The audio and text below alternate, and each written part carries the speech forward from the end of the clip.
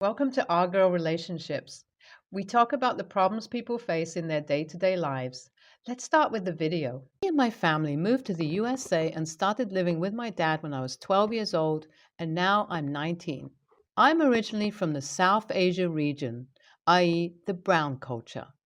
My father worked here while my mother raised me and my older brother back in our home country. My mother had the responsibilities of taking care of my grandmother, so we stayed back.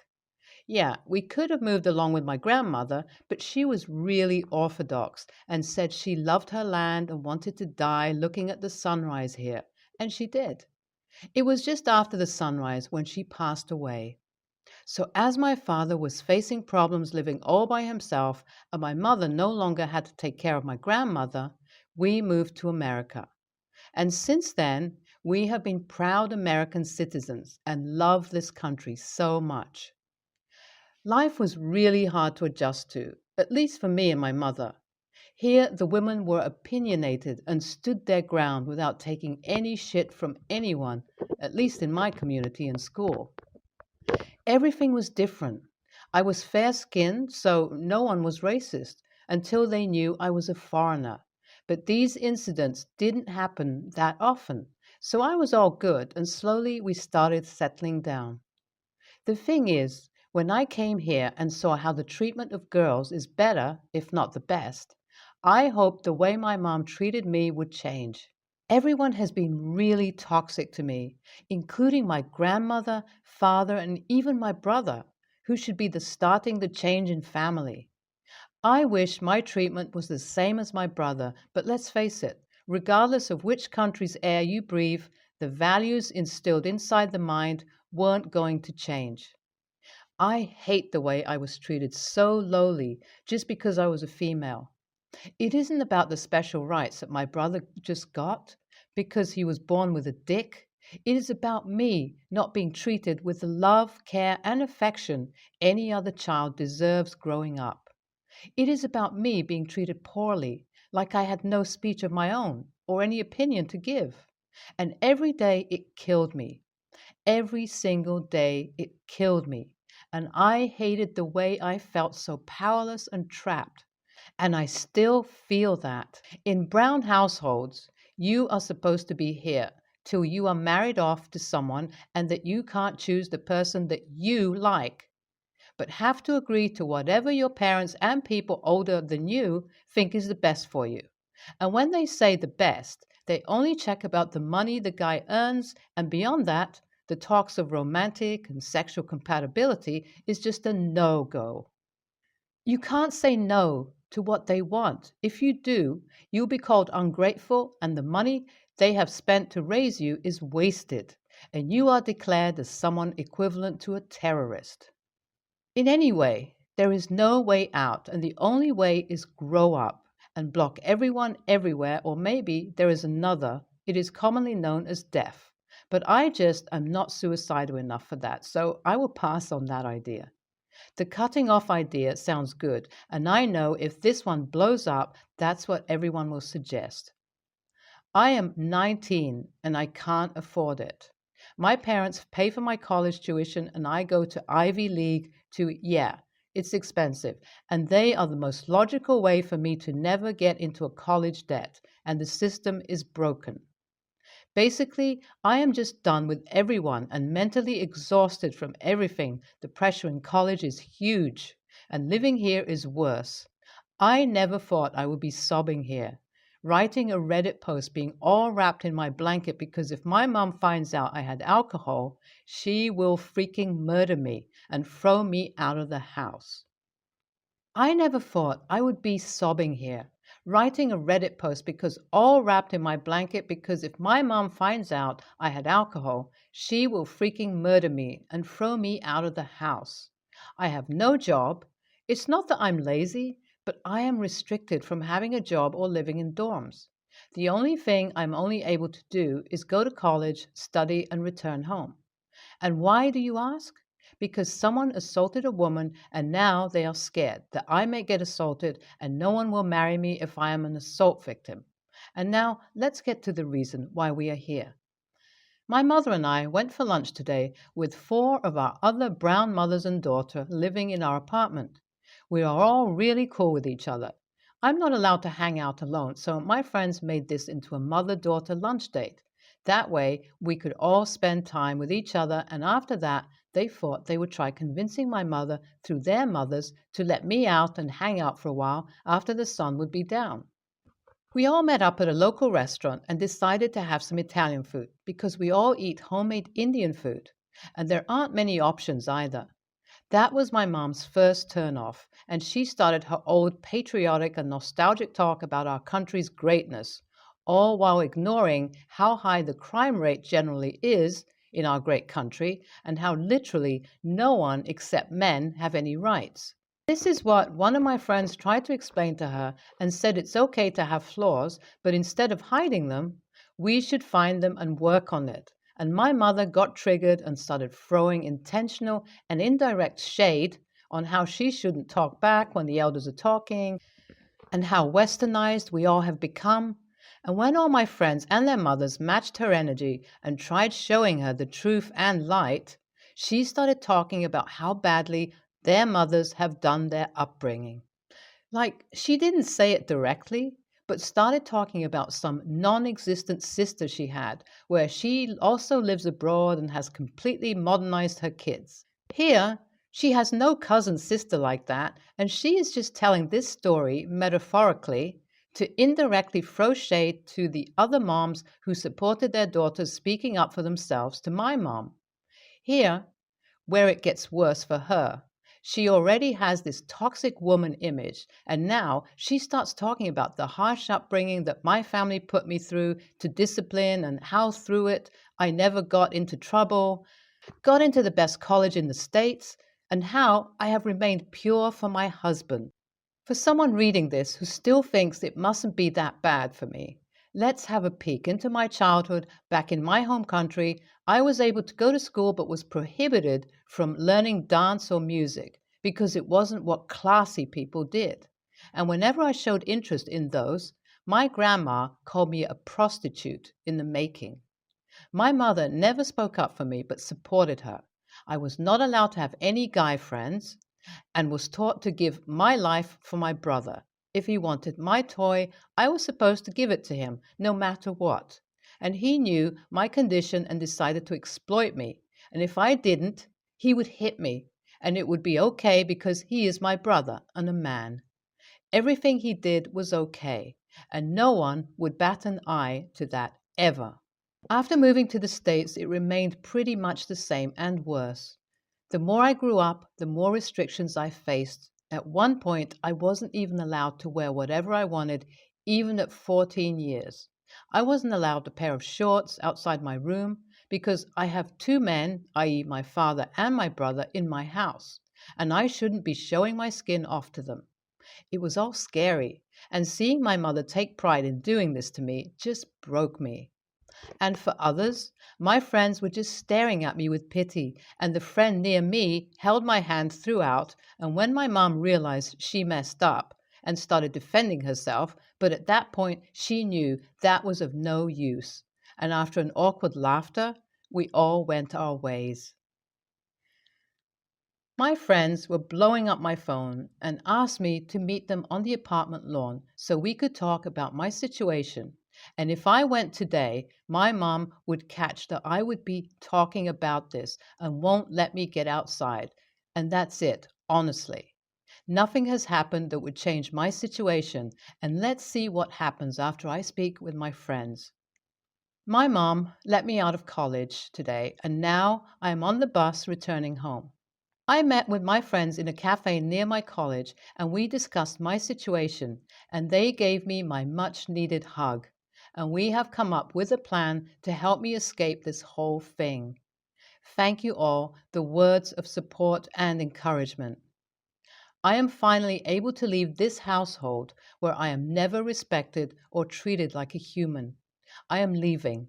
Not now, but soon. I have a plan, and I don't want to reveal much because in my culture, it's believed that it jinxes it all. So I will try my best and catch you all in a few more months.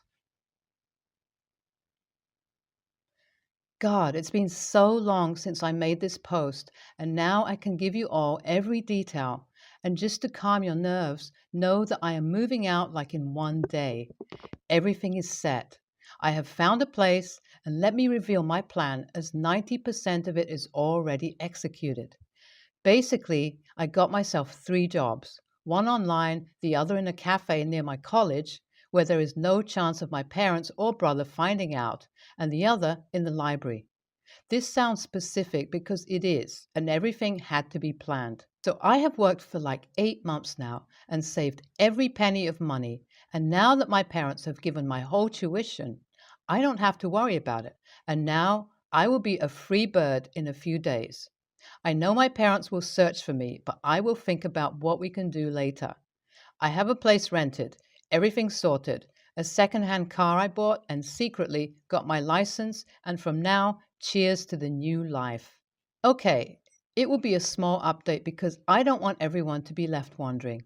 I have moved out. Stealing my documents was hard, but I have played this field before, and all my friends' parents have my back, and they all support me in this decision.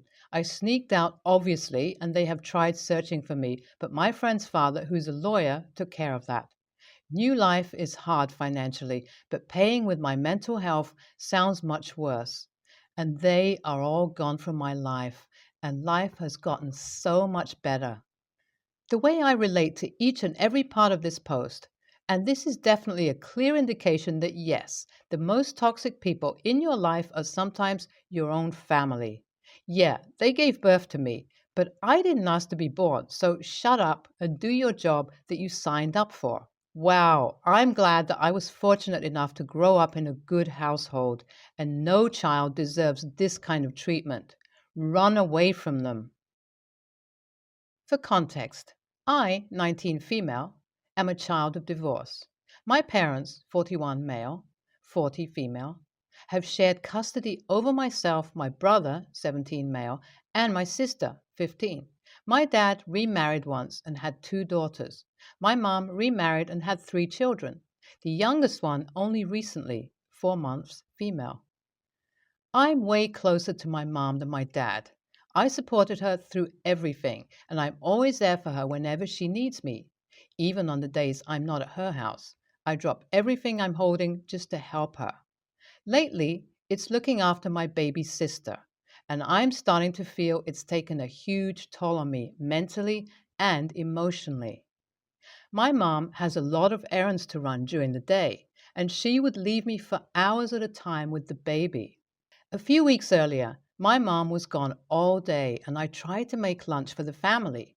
I wanted to make burgers, fries, garlic bread, and prepare some corn. It sounds simple. However, the baby kept on crying, and I was making so many mistakes that I butchered everything and I broke down. Just last week, my mom had a small operation out of town and decided I should come with her to watch the baby, even though my stepdad was going. We went on an 8-hour drive, stayed for the night, and for a majority of the time, I was caring for the baby while my mom was out of it. In the car, it was impossible. I was so tired. I tried to sleep even though I was obligated to care for the baby. And I just know my mom got pissed at me for it. I also stayed the night at my mom's when we came back to care for the baby for an extra few hours. Then, 2 days later, I looked after the baby while she had a few appointments with some clients. Now my mom is telling me she has an exam on Wednesday, a 4-hour long exam which she couldn't miss. I told her I had my first appointment with my personal trainer that day and I couldn't watch the baby. She told me I was going to have to cancel. I gave her attitude again and she snapped at me, telling me she wouldn't force me if I didn't want to. We were fine for a few more hours until I sat in the living room and this discussion carried out. Mom, oh my gosh, why did I decide to have a baby? Me, I don't know, Mom. You tell me. Mom, laughing. She really wants to spit in my face right now. Come on, I thought you were her mother. Me, it was fine when it was a joke, but you're taking it too seriously now. You're gone for hours at a time. Mom: I have commitments. You know this. You would go away even before you had all these commitments. The scenery changed with the baby, but not the situation. It's not my responsibility to parent her. Mom: So what if you're parenting her? I know she was really upset, and I heard her crying too. I didn't interact with my baby sister for the rest of the night, and my mom and I didn't talk. I completely shut down. I feel invalid as her daughter. I don't know how to go forward from here except ask if I'm TA for everything that's happened so far. Oh my gosh, NTA. You need to step back and create some distance so your mom goes back to being a full-time parent while you, willingly, fill in once in a blue moon. Honestly, I'd take a week-long break, if not longer at your dad's, just to unwind and decompress. Parentification is a form of abuse. I, 24 female, have an older sister, 30, who has been diagnosed with type 2 diabetes since she was 13. When she was first diagnosed, my mother would give her the medicine. She complained that it was embarrassing to have her mother come to the school, so my mother changed it to the school nurse. She complained once she was about 16 that she didn't like having her do it anymore. My parents decided to allow her to do it on her own, but then we found out that instead of taking her shot, my sister would just roam the halls or get food. She missed 1 to 2 shots every day for an entire year because she just refused to take them. After this was discovered, my parents put her into therapy because they wanted her to have someone to talk to about the embarrassment around taking her medicine.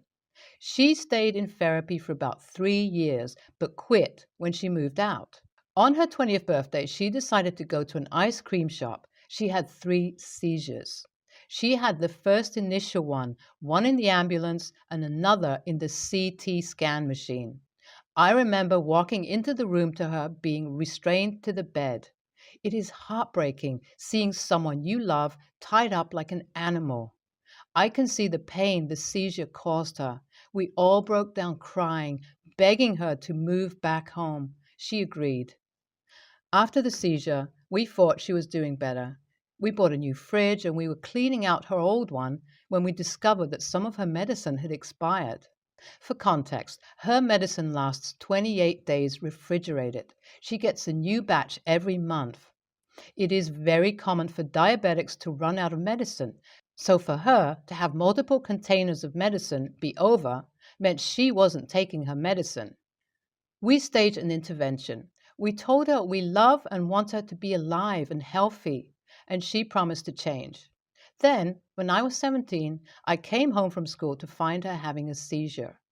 This situation is still too traumatic to talk about. At 27, she had her last seizure and was put into a medically induced coma out of fear she would have another. After this, her vision declined greatly. Recently, my sister was told that she may lose her foot to diabetes. When she told me, I didn't react. Normally, I'm a big advocate of you never know a person's struggle, always show compassion, and things of that nature, but this time I couldn't. Since I was 12, I've had to watch my family beg her to take her medicine. We tried therapy, nurses, and everything else. She kept pushing the issue until I exploded and said that I can't give her sympathy in a situation we've repeatedly tried to stop. I don't have the energy to do it. I am 4 months pregnant. I can't handle the interventions, the lies, or just any of it. My mother and sister both say I am the a-hole because I should stick with my family. It isn't that I don't care, but it's just the fact that she won't change or listen. AITA? NTA, empathy fatigue is totally normal, even in situations much less self-inflicted than your sister's. You are not a bad person for being tired. Mom says this at lunch, and everyone just goes numb, and she realized she made a mistake, so tries covering it up, but it got even worse when